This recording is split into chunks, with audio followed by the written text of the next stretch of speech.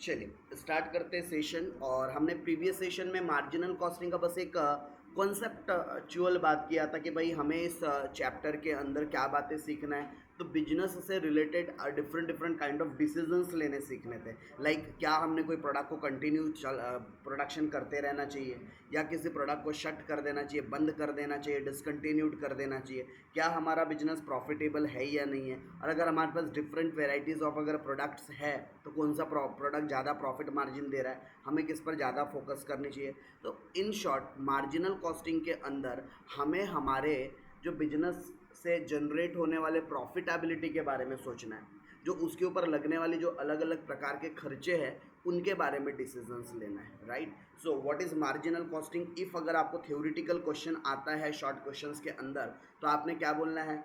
देखिए 5 से 6 वर्ड्स है जो आपके दिमाग में बिल्कुल सेट होने चाहिए मार्जिनल कॉस्टिंग को लेकर। राइट। मार्जिनल कॉस्टिंग क्या है, एक कॉस्टिंग की टेक्निक है, मतलब कॉस्ट कैलकुलेट करने की या प्रॉफिट निकालने की क्या है, ये भी एक मेथड है, एक टेक्निक्स है। राइट। तो marginal costing is a costing technique where in the marginal cost. और मार्जिनल कॉस्ट का मतलब ही क्या होता है, वेरिएबल कॉस्ट।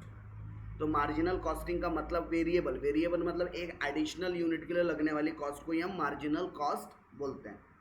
राइट। क्योंकि वेरिएबल कॉस्ट भी हर एक एडिशनल यूनिट के हिसाब से बदलते चलती है। सो मार्जिनल कॉस्ट ही वेरिएबल कॉस्ट है। जैसे कि बाल गंगाधर ही कौन हुआ करता था, शक्तिमान हुआ करता था, दोनों एक ही हुआ करते थे। नहीं पता है, कोई बात नहीं, जाने दो आप लोग बहुत। हाँ, शक्तिमान वाला। ओके, तो दोनों एक ही थे। वैसे यहाँ पर मार्जिनल कॉस्ट और वेरिएबल कॉस्ट भी सेम ही है। क्या अभी की जनरेशन ना शक्तिमान उतने अच्छे से जानती नहीं है। चलो 90s की जनरेशन को बहुत अच्छे से पता है बाल गंगाधर और शक्तिमान का क्या कनेक्शन था। चलिए आगे बात करेंगे। Marginal cost and that is variable cost is charge on units of cost while, जबकि फिक्स कॉस्ट भी एक एलिमेंट होता है क्या। यानी हमारे मार्जिनल कॉस्ट के अंदर एक वेरिएबल कॉस्ट एलिमेंट आएगा, एक फिक्स कॉस्ट का भी एलिमेंट आता है। इस period completely return of against the contribution. Marginal cost is the change. Marginal cost क्या है, change in the total cost when quantity produce is increased by 1। हमारी टोटल कॉस्ट में कितने का चेंज आता है एक यूनिट के एडिशनल प्रोडक्शन करने की वजह से। तो उसी एडिशनल कॉस्ट को मार्जिनल कॉस्ट कहा जाता है। That is the cost of producing one more unit of goods. मतलब एक एडिशनल यूनिट को प्रोड्यूस करने के लिए आपको जो कॉस्ट आ रही है उसे ही हम कौन सी कॉस्ट कहेंगे, मार्जिनल कॉस्ट कहेंगे। एक एग्जांपल के थ्रू बात को समझते हैं। से एक एग्जांपल के लिए कोई प्रोडक्ट बना रहे थे, उसकी वेरिएबल कॉस्ट कितनी थी, 25 रुपये। राइट। कोई आप प्रोडक्शन कर रहे हो तो एक यूनिट को बनाने के लिए आपको कितने का खर्चा आता है, 25 रुपये का, जबकि वेरिएबल कॉस्ट है 25 रुपये, जबकि फिक्स कॉस्ट कितनी आती है, 1,00,000 रुपये की। मतलब आप एक यूनिट बनाओ, चाहे 1000 यूनिट बनाओ, चाहे लाख यूनिट बनाओ, फिक्स कॉस्ट तो फिक्स रहेंगे कितना। या प्रोडक्शन ना भी करोगे तो भी लाख रुपये लगना ही आपको, वो फिक्स कॉस्ट हो गई आपकी। करेक्ट। चलिए तो मान लो एक एग्जाम्पल के लिए अगर आप 10,000 यूनिट बनाते हो तो आपको 10,000 यूनिट के लिए कॉस्ट कितनी जानी चाहिए। पहले तो निकालेंगे 10,000 यूनिट के लिए वेरिएबल कॉस्ट कितनी लगी होंगी। तो 10,000 इंटू 25 रुपये के हिसाब से 2.5 लाख रुपये की आपको क्या लग गई होंगी, वेरिएबल कॉस्ट, बरोबर। और फिक्स कॉस्ट कितनी थी, 1,00,000। तो इस तरीके से कुल मिलाकर 10,000 यूनिट बनाने के लिए 3.5 लाख रुपए खर्च करने पड़ेंगे। ये कितने यूनिट्स के लिए था, 10,000 यूनिट्स के लिए टोटल कॉस्ट आ गई। वेरिएबल कॉस्ट और फिक्स कॉस्ट दोनों को जोड़ दिया तो कौन सी कॉस्ट आ गई, टोटल कॉस्ट आ गई, बरोबर। लेकिन मान लो अगर हम 1,001 यूनिट बनाते, मतलब एक एक्स्ट्रा यूनिट बनाते, तो अब हमारे कॉस्ट पे क्या फ़र्क पड़ता। अगर मैं 10,001 यूनिट बनाने जा रहा हूँ तो अब मेरी वेरिएबल कॉस्ट कितनी लगेंगी, 10,001 इंटू 25 रुपया, तो कितना हो जाएगा ये, 2,50,000 25 रुपये मल्टीप्लाई करेंगे तो। और फिक्स कॉस्ट कितनी लगी, 1,00,000 रुपये की। करेक्ट। आप 10,000 बनाओ या 10,001 यूनिट बनाओ, फिक्स कॉस्ट कितनी लगेंगी, 1,00,000। तो कुल मिलाकर 3,50,000 25 रुपये। ये कौन सी कॉस्ट लग गई हमको, total cost for 10,001 unit. 10,001 unit के लिए कितने रुपए लग रहे हैं टोटल मिला के, 3,50,000 25, जबकि 10,000 यूनिट के लिए कितने लगे, 3,50,000। इट मीन्स 25 रुपये ज़्यादा लग रहे हैं क्या, 25 रुपये ज़्यादा लग रहे क्या, एक एक्स्ट्रा यूनिट बनाने की वजह से। और ये क्यों लगे, किसकी वजह से लगे, ये वेरिएबल कॉस्ट की वजह से। वो 25 रुपये से कॉस्ट क्यों बढ़ गई एक यूनिट की? वो जो वेरिएबल कॉस्ट एक एक्स्ट्रा यूनिट के लिए लगा उसकी वजह से टोटल कॉस्ट कितने से बढ़ गई हमारी? 25 से। तो यही हमारा जो 25 रुपये है इसी को मार्जिनल कॉस्ट बोलते हैं। मतलब अगर मैं इतनी घुमा फिरा के बात ना करूं तो सिंपल सी बात है, जो वेरिएबल कॉस्ट है उसी को हम मार्जिनल कॉस्ट बोलते हैं, राइट। वेरिएबल कॉस्ट को ही क्या बोलते हैं हम? मार्जिनल कॉस्ट बोलते हैं। तो होप आपको ये बात समझ में आई। मार्जिनल कॉस्ट का मतलब क्या होता है? एक एडिशनल यूनिट प्रोड्यूस करने के लिए जो टोटल हमें जो एक्स्ट्रा खर्चे करने पड़ते हैं उसी को हम क्या बोलते हैं? मार्जिनल कॉस्ट बोलते हैं। And in a summary form variable cost is equivalent to the marginal cost, right. तो होप मार्जिनल कॉस्ट क्या होता है ये बात समझ में आ गई। अगर मैं मार्जिनल कॉस्ट के एलिमेंट्स की बात करूं, राइट, कि मार्जिनल कॉस्ट के अंदर क्या क्या चीज़ें जुड़ी होती है, तो देखो the term marginal cost imply additional cost. Marginal cost का मतलब ये एक एक्स्ट्रा कॉस्ट थी, काय के लिए? To producing extra units. हम जो एक्स्ट्रा यूनिट्स बनाते हैं उसके लिए जो एक्स्ट्रा कॉस्ट लग रही थी उसी को हमने क्या कहा? Marginal cost. जैसे 10,000 यूनिट बनाए तो कॉस्ट कितनी आई थी? 3.5 लाख। और जब 10,000 एक यूनिट बनाए तो टोटल कॉस्ट कितनी आई? 3,50,000 25 रुपये। इसका मतलब 25 रुपये एक यूनिट एक्स्ट्रा बनाने की वजह से एक्स्ट्रा कॉस्ट लग गई क्या? तो वही मार्जिनल है, right. Which can be recognised by the variable cost. इसी को हम लोग क्या बोलते हैं? वेरिएबल कॉस्ट भी बोलते हैं, राइट। और हम मार्जिनल कॉस्ट कैसे कैलकुलेट कर सकते हैं? मतलब ये सारे वेरिएबल कॉस्ट है। Direct material, direct labour, direct expenses और वेरिएबल ओवरहेड, इन सबको आपस में जोड़ दोगे तो आपको टोटल वेरिएबल कॉस्ट पता चल जाएंगे। मतलब ये सारे वेरिएबल कॉस्ट के कंपोनेंट्स हैं। अच्छा, अगर मैं कुछ मार्जिनल कॉस्ट के अगर कैरेक्टरिस्टिक्स की बात करूं कि इसका इस्तेमाल हम कहाँ करते हैं या इसकी कैरेक्टरिस्टिक्स क्या है, फीचर्स क्या क्या है, तो देखो सबसे इंपॉर्टेंट फीचर है कि भाई हम मार्जिनल कॉस्ट के अंदर या कॉस्टिंग के अंदर क्लासिफिकेशन करते हैं अपने फिक्स्ड कॉस्ट का और वेरिएबल कॉस्ट का। हमारे फिक्स्ड और वेरिएबल कॉस्ट को हम क्या करते हैं? मार्जिनल कॉस्ट में सेपरेट कर देते हैं। अच्छा, ये हमें हमारा प्राइस डिटरमाइन करने में मदद करता है। मतलब अगर मुझे अपना प्राइस डिसाइड करना है कि मैंने कोई प्रोडक्ट कितने में बेचना चाहिए तो वो डिसाइड करने में भी आपको क्या आता है? ये मदद करता है, राइट। वैल्यूएशन ऑफ स्टॉक, आपके पास कितना सामान कितने वैल्यू का बचा है उसमें भी ये काम आता है। और प्रॉफिटेबिलिटी, आपको आपके बिजनेस का ये प्रॉफिट या लॉस कैलकुलेट करके बताता है, राइट। तो इसके कुछ बेसिक से क्या हो गए यहाँ पर? कैरेक्टरिस्टिक्स हो गए। और भी कैरेक्टरिस्टिक्स दिया है, आप एक बार गो थ्रू कर सकते हो। चलिए अब मैं चलूँगा इसके मेन कोर एडवांटेजेस और डिसएडवांटेजेस की तरफ। अगर आपको सवाल आता है एक्सप्लेन द एडवांटेजेस और डिसएडवांटेजेस ऑफ मार्जिनल कॉस्टिंग, तो आपको देखो क्या क्या उसके पहले एडवांटेजेस में लिखना है। तो सबसे पहला भाई इजी टू अंडरस्टैंड है। अभी आपको भी समझ में आएगा क्यों इसको मैं इजी और सिंपल टू अंडरस्टैंड बोल रहा हूँ, राइट। बहुत ज़्यादा लेंदी और बहुत ज़्यादा कॉम्प्लिकेटेड नहीं है। इसको समझने का तरीका बड़ा आसान है। मतलब ये कोई non commercial non management background का भी अगर कोई पर्सन इस चीज़ को पढ़ेगा समझेगा बहुत आसानी से उसको समझ में आ जाएगा, करेक्ट। जैसे आप लोगों की अगर बात करूँ, यहाँ पर जो इस क्लास को देख रहा हूँ बहुत सारे ऐसे भी स्टूडेंट्स होंगे जिनका कॉमर्स बैकग्राउंड ही नहीं था, बट स्टिल वो बहुत आसानी से समझ लेंगे कि यार धंधे में प्रॉफिट कैसे निकल रहा है, कोई बिजनेस को कब चालू रखना चाहिए बंद रखना चाहिए। तो बड़ा सिंपल कॉन्सेप्ट है। Marginal costing is useful in profit planning. या ये डेफिनेटली आपको आपके प्रॉफिट प्लान करने के लिए मदद करता है कि आपको कितना एस्टिमेटेड प्रॉफिट चाहिए, कितना सेल करना है, वो सारी चीज़ों के कैलकुलेशंस में क्या आता है? ये काम आता है, आपके प्रॉफिट प्लानिंग के काम में आता है। It useful to decision making about the fixation of selling price. आप मार्जिनल कॉस्टिंग की मदद से क्या डिसाइड कर सकते हो? अपनी सेलिंग प्राइस। टोटल कॉस्ट निकाल लो, प्रॉफिट मार्जिन रख लो, आपका सेलिंग प्राइस आ जाएगा।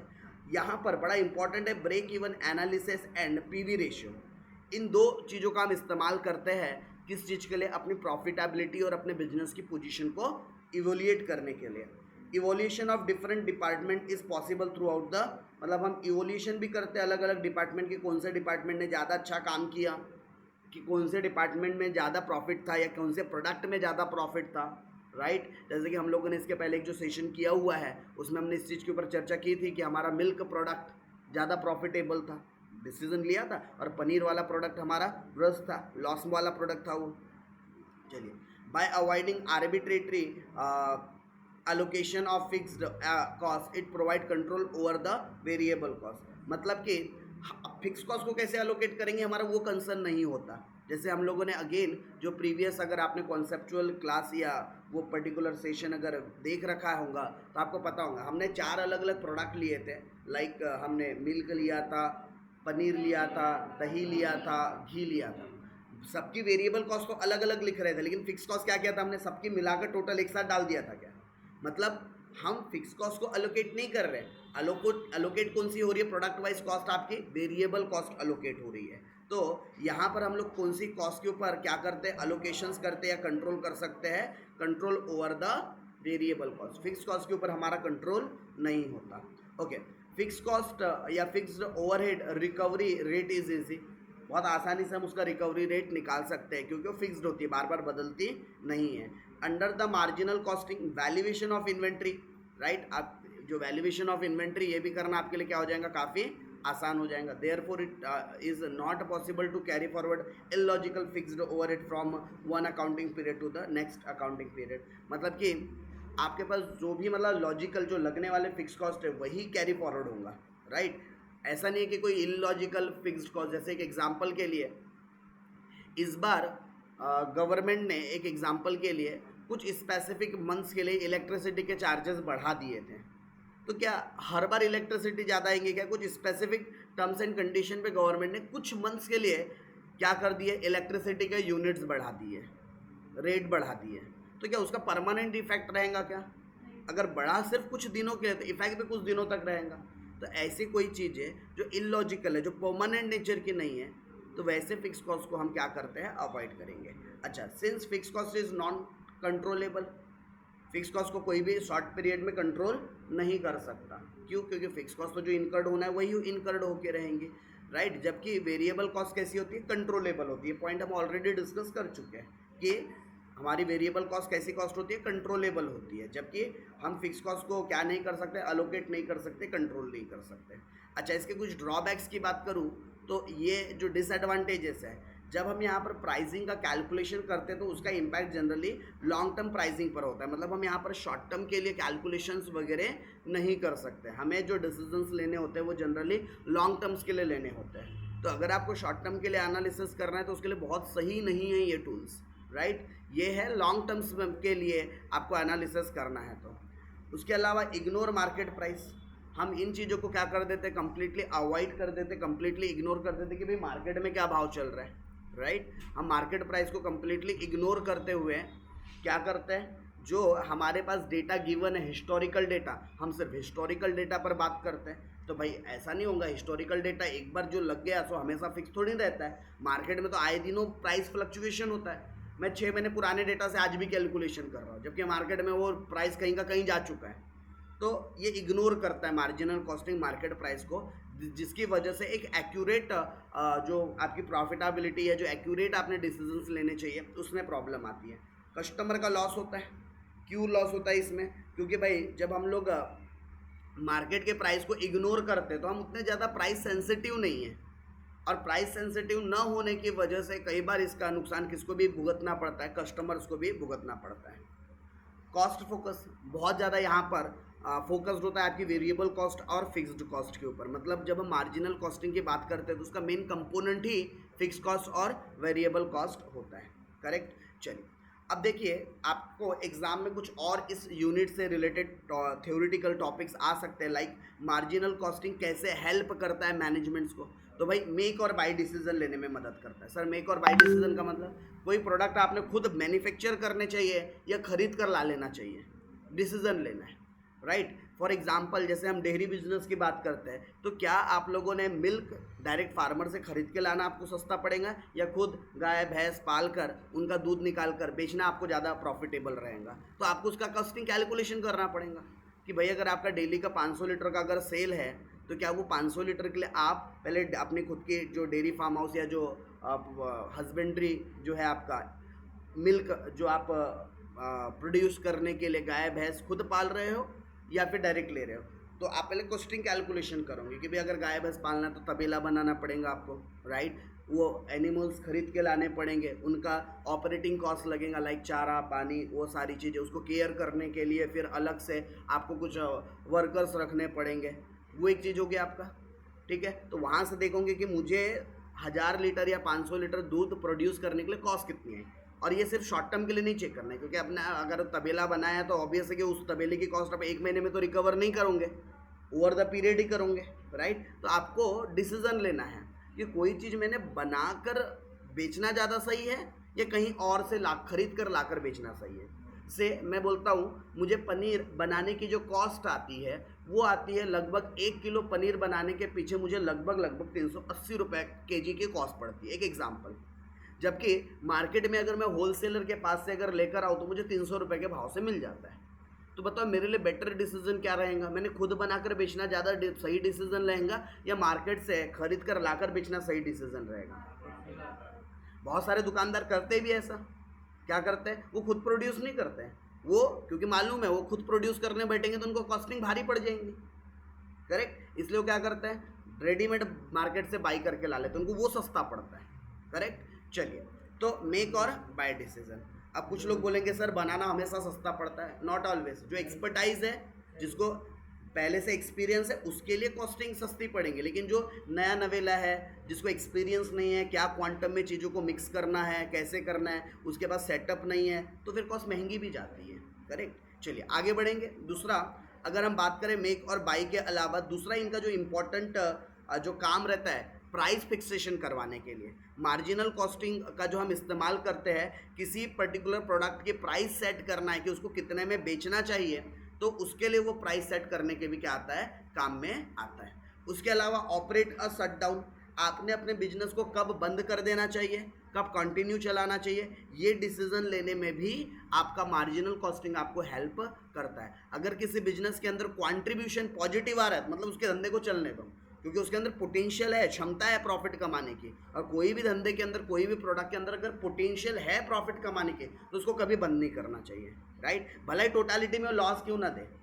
अब जैसे मान लो मैं दिन भर में एक एग्जांपल के लिए 100 kg कोई सामान बेचता हूँ, ठीक है, और उससे मुझे कंट्रीब्यूशन जनरेट होता है एक एग्जांपल के लिए 10% का, लेकिन फिक्स कॉस्ट मेरी ज़्यादा थी, इस वजह से मैं टोटालिटी में लॉस में जा रहा हूँ। तो मुझे क्या लगेगा, यार लॉस में जा रहा हूँ, बंद कर देना चाहिए। लेकिन मेरे धंधे में तो पोटेंशियल है ना 10% का, बस क्या करना पड़ेगा, फिक्स कॉस्ट को रिकवर करने के लिए मुझे माल और ज़्यादा से ज़्यादा सेल करना पड़ेगा। मैं जितना ज़्यादा माल सेल करूँगा तो मेरा कंट्रीब्यूशन भी बढ़ेगा, और कंट्रीब्यूशन बढ़ेगा तो मेरी फिक्स कॉस्ट रिकवर हो जाएगी। ये सारे कैसे कैलकुलेशंस होते हैं, हम इस सेशन के बाद वो सारा डिस्कशन भी करने वाले हैं। प्रॉफिट प्लानिंग, हम हमारे प्रॉफिट को प्लान आउट कर सकते हैं कि भाई मेरा एस्टिमेटेड प्रॉफिट कितना होना चाहिए, राइट। तो मुझे अगर मान लो XYZ अगर प्रॉफिट चाहिए तो उसके लिए मुझे कितने वैल्यू का सामान बेचना पड़ेगा, तो ये सारी चीज़ें भी हम क्या कर सकते हैं, प्लान आउट कर सकते हैं। Decision to accept a bulk order और अ फॉरेन मार्केट ऑर्डर, क्या आपने कोई चीज़ बल्क में खरीदना चाहिए, या कोई आप बाहर फॉरेन मार्केट वगैरह के अगर ऑर्डर्स ले रहे हो तो लेना चाहिए, नहीं लेना चाहिए, डोमेस्टिक मार्केट में हमने काम करना चाहिए। से जैसे कि मैं बोलता हूँ कि फॉर एग्ज़ाम्पल यहाँ हम रचित को ही बोलते हैं कि चलो रचित आप अब कल से दूध दही अपने ऑस्ट्रेलिया बेचना शुरू करो। क्या इंडिया में 60-70 रुपये लीटर बेच रहे हो, ऑस्ट्रेलिया में बेचो 150 रुपये लीटर मिलेगा दूध, तो क्या वो एग्री करेंगा? भाई प्रॉफिट तो ज़्यादा है फॉरेन में बेचने से, यहाँ अगर उसको 60 रुपये का रेट मिल रहा है तो वहाँ 150 रुपये का रेट मिलेगा, तो एग्री हो जाएगा क्या? एकदम से नहीं, पहले पूरा कैलकुलेशन करेंगे। अगर इंडिया में सामान बेचता हूँ तो कितना प्रॉफिट मार्जिन मेरा बचता है, और अगर मैं फॉरेन माल बेचता हूँ तो कितना प्रॉफिट मार्जिन बचता है, दोनों का कैलकुलेशन होगा। अगर फॉरेन में बेचकर ज़्यादा पैसे बनते तो फॉरेन में बेचेगा, इंडिया में बंद कर देगा। लेकिन अगर मान लो फॉरेन में बेचने से उतना प्रॉफिट नहीं बन रहा है, उसको ट्रांसपोर्टेशन कॉस्ट, टैक्सेस, गाँव भरे के खर्चे अगर यही एक्सेसिव हो गए, तो फिर वो डिसीजन क्या लेगा, नहीं भाई हमने कहाँ बेचना चाहिए, इंडिया के अंदर ही डोमेस्टिक मार्केट में बेचना चाहिए। तो ये आपको डिसीजन लेने में क्या करता है, मदद करता है, राइट। ओके, उसके अलावा जैसे बल्क में आपने कोई चीज़ परचेस करना या नहीं करना, राइट। जैसे हमारी फिजिकल क्लासेस के लिए हम लोग इंक मार्कर्स खरीद के लाते हैं, तो कुछ लोग हमें सजेस्ट करते हैं सर वो एकदम बड़ा वाला डब्बा क्यों नहीं ला लेते जिसमें सीधा 1000 पीस है। भैया क्या करेंगे उतना 1000 पीस अगर मैं लेकर आ भी जाऊँ, ठीक है, कंजम्पशन कितना है, मुझे कंजम्पशन के हिसाब से देखना पड़ेगा ना, क्योंकि ये जो इंक्स या जो मार्कर रहते हैं उनकी वैलिडिटी कितनी रहती है, 3 मंथ 6 मंथ, उसके बाद तो सूखना ही है, ख़राब ही होना है। तो बल्क में ऑर्डर करके क्यों काहे स्टॉक ख़राब करना अपने पास रख कर। तो वो डिसीजन हमको लेना है कि भाई बल्क में ऑर्डर थोड़ा सस्ता मिलता है, लेकिन उस थोड़े सस्ते के चक्कर में हम अपना स्टॉक का लॉस नहीं कर रहे कि बहुत सारा स्टॉक नुकसान हो जाएगा अननेसेसरी रखे। इसलिए आप लोगों को मार्जिनल कॉस्टिंग हेल्प करता है डिसीजन लेने के अंदर, ठीक है। चलिए आगे बात करेंगे अब मैनेजमेंट इसका इस्तेमाल कैसे करती है। तो जैसे चूजिंग अल्टरनेटिव, मतलब बाई करना या फिर खुद बनाना, उससे रिलेटेड, राइट। इन्वेस्टमेंट करना उस पर्टिकुलर बिजनेस के अंदर या नहीं करना, इन एडेड टू मैनेजमेंट मतलब मैनेजमेंट को कुछ सपोर्ट करना डिसीजन रहने से related, reflect true position of the business, आपके बिजनेस की सही पोजीशन को डिस्क्लोज करता है, मेक और बाई डिसीजन लेना, अगेन खुद बनाना या फिर खरीद के ला लेना, उससे रिलेटेड डिसीजन लेना है, सिंपल टू अंडरस्टैंड, बहुत कॉम्प्लेक्स नहीं है इसको समझना, generate control over cost is possible, मतलब आप कंट्रोल कर सकते हो अपने, ग्रेटर कंट्रोल कर सकते हो, अच्छे से कंट्रोल कर सकते हो अपने कॉस्टिंग के ऊपर जो आपको कॉस्ट इनकर्ड हो रही है, यूज्ड इन डिसीजन मेकिंग, आप अच्छे डिसीजंस और एक्यूरेट डिसीजंस ले सकते हो अगर आप लोगों को मार्जिनल कॉस्टिंग का नॉलेज है तो, right. So this is all about the theoretical portion of marginal costing. हम नेक्स्ट सेशन में बात करेंगे इसके प्रैक्टिकल एस्पेक्ट और हम चलेंगे ब्रेक इवन एनालिसिस के तरफ। चलिए, तो हम लोग इस सेशन को यहीं पर एंड करते हैं और नेक्स्ट सेशन में हम लोग बात करेंगे ब्रेक इवन एनालिसिस के बारे में।